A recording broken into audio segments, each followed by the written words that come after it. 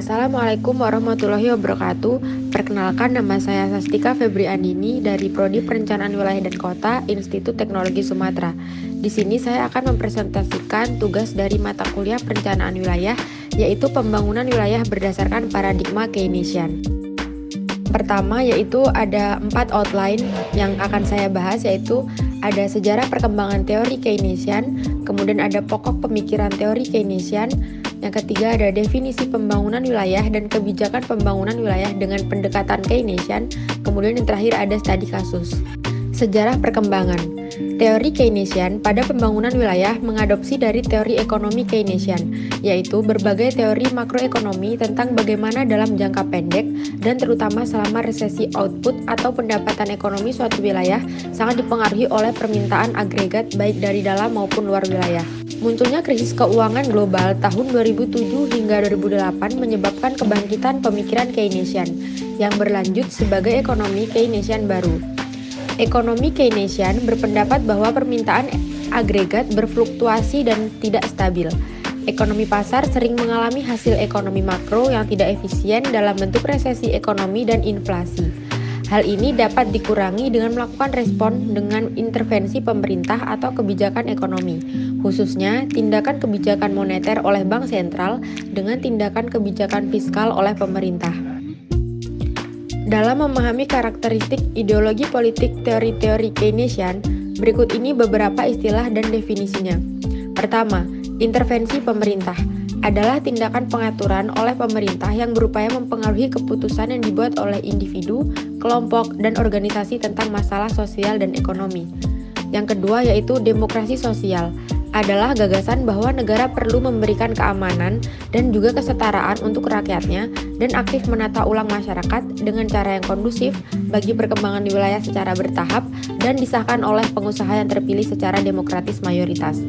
Kemudian yang ketiga ada kohesi dan solidaritas teritorial nasional, adalah kebijakan dengan tujuan meningkatkan kesejahteraan ekonomi wilayah dan untuk mengatasi kesenjangan wilayah. Kemudian ada pokok pemikiran teori Keynesian. Teori Keynesian dalam pembangunan wilayah disebut teori yang menjelaskan terjadinya divergensi wilayah. Teori tersebut yaitu 1. Teori basis ekspor, yaitu teori ini menekankan sisi permintaan. Kedua, teori sikuler dan kausal kumulatif. Ada 2 teori sirkular dan kausal kumulatif terkait kesenjangan wilayah. Pertama, mengambil cara pandang sosioekonomi atau menjelaskan kesenjangan wilayah dengan memasukkan faktor ekonomi dan non-ekonomi. Kedua, teori yang menjelaskan hanya dari sisi faktor-faktor ekonomi. Yang ketiga yaitu teori kutub pertumbuhan.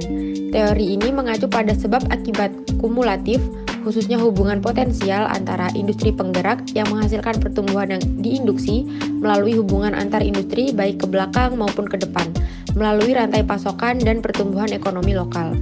Selanjutnya, definisi dan kebijakan pembangunan wilayah dengan pendekatan Keynesian. Definisi pembangunan wilayah.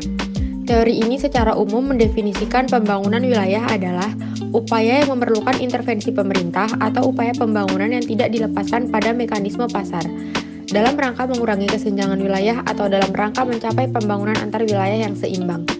Kemudian ada kebijakan pembangunan wilayah. Kebijakan pembangunan wilayah untuk mengatasi kesenjangan antar wilayah menurut teori Keynesian antara lain 1. Bantuan untuk wilayah secara ekstensif, yaitu bantuan wilayah adalah uang yang diberikan oleh pemerintah untuk membantu wilayah yang mengalami masalah ekonomi.